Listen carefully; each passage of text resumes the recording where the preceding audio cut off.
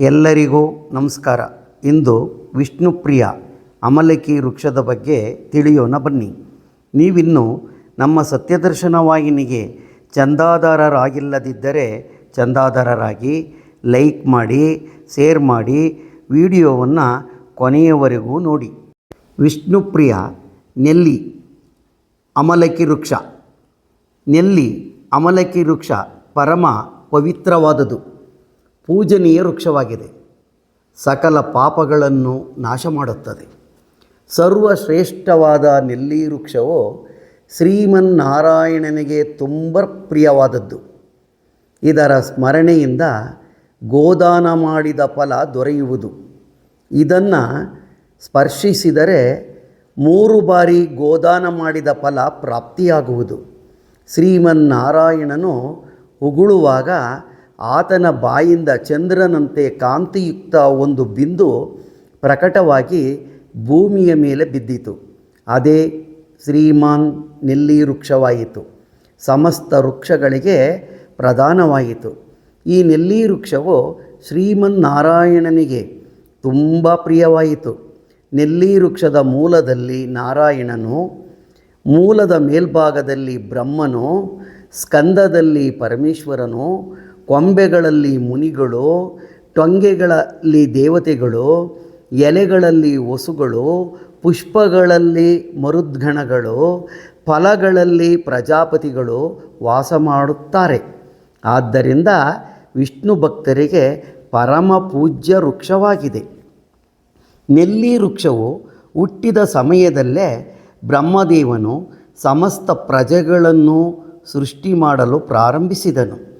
ಬ್ರಹ್ಮನು ನಾರದ ಮತ್ತು ಮೊದಲಾದ ದೇವತೆಗಳನ್ನು, ದಾನವರನ್ನು, ಗಂಧರ್ವರನ್ನು, ಯಕ್ಷ ಕಿಂಪುರುಷರನ್ನು, ನಾಗಗಳನ್ನು, ಮಹರ್ಷಿಗಳನ್ನು ಸೃಷ್ಟಿಸಿದನು.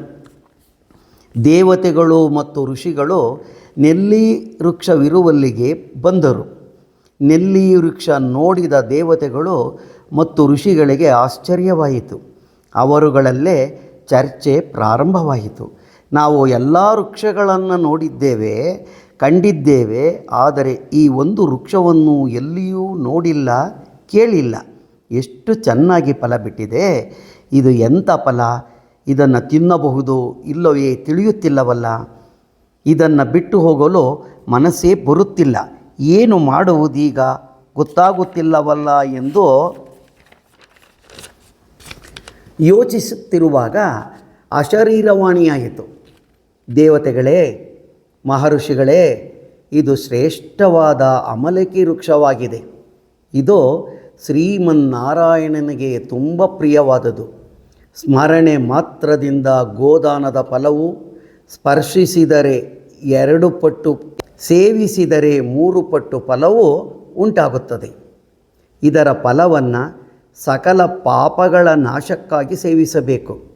ಇದರ ಮೂಲದಲ್ಲಿ ಶ್ರೀನಾರಾಯಣನು, ಅದರ ಮೇಲೆ ಬ್ರಹ್ಮನು, ಮರದ ಕಾಂಡದಲ್ಲಿ ಭಗವಂತನಾದ ಮಹಾರುದ್ರನು, ಶಾಖೆಗಳಲ್ಲಿ ಮುನಿಗಳು, ಟೊಂಗೆಗಳಲ್ಲಿ ದೇವತೆಗಳು, ಎಲೆಗಳಲ್ಲಿ ವಸುಗಳು, ಪುಷ್ಪಗಳಲ್ಲಿ ಮರುದ್ಗಣಗಳು, ಫಲಗಳಲ್ಲಿ ಎಲ್ಲ ಪ್ರಜಾಪತಿಗಳು ಇರುತ್ತಾರೆ.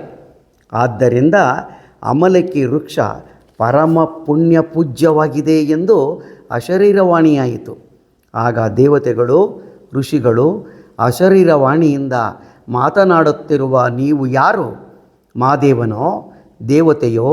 ಸೂಕ್ತವಾಗಿ ತಿಳಿಸಿ ಎಂದು ಕೇಳಿಕೊಂಡರು. ಆಗ ಮತ್ತೆ ಆಕಾಶವಾಣಿಯಾಯಿತು. ನಾನು ಸಂಪೂರ್ಣ ಜೀವಿಗಳ ಕರ್ತನಾಗಿದ್ದೇನೆ. ಸಮಸ್ತ ಲೋಕಗಳ ಸೃಷ್ಟಿಕರ್ತ ನಾನೇ. ಯಾರ ದರ್ಶನವನ್ನು ವಿದ್ವಾಂಸರು, ಋಷಿಗಳು, ಮುನಿಗಳು ಪಡೆಯುತ್ತಾರೋ ಸನಾತನ ಶ್ರೀನಾರಾಯಣನು ನಾನೇ ಆಗಿರುವೆನು ಎಂದನು.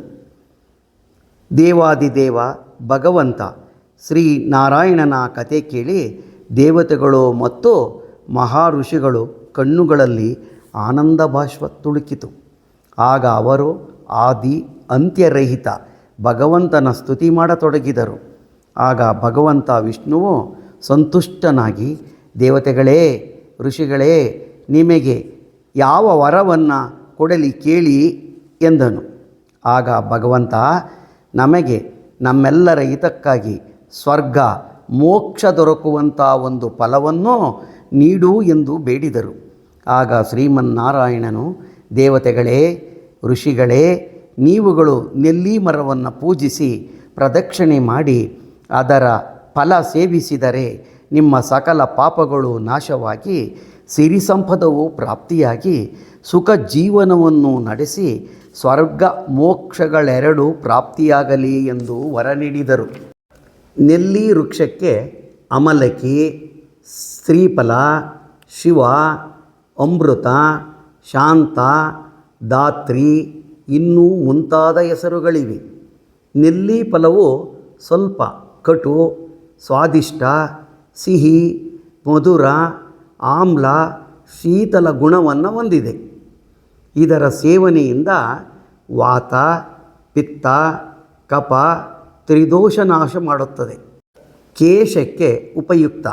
ಜ್ವರ, ವಾಂತಿ, ದಾಹ, ಮೇದ, ವಿಷ, ವೀರ್ಯ ವರ್ಧಕ, ಶ್ವಾಸ, ಕೆಮ್ಮು ನಾಶಕವಾಗಿದೆ.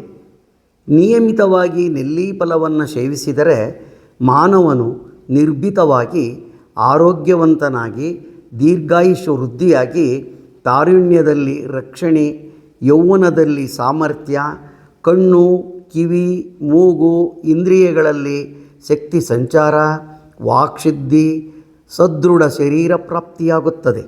ನೆಲ್ಲಿ ಸೇವನೆಯಿಂದ ಸಕಲ ಪಾಪಗಳು ನಿವಾರಣೆಯಾಗುತ್ತವೆ.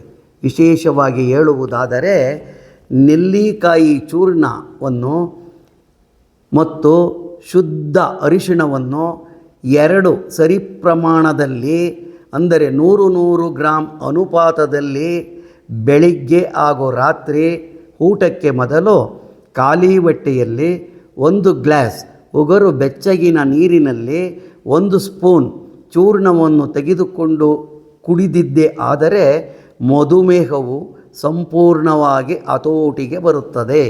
ಇದೇ ರೀತಿಯ ವಿಡಿಯೋಗಳಿಗಾಗಿ ನಮ್ಮ ವಾಹಿನಿಗೆ ಚಂದಾದಾರರಾಗಿ ಧನ್ಯವಾದಗಳು.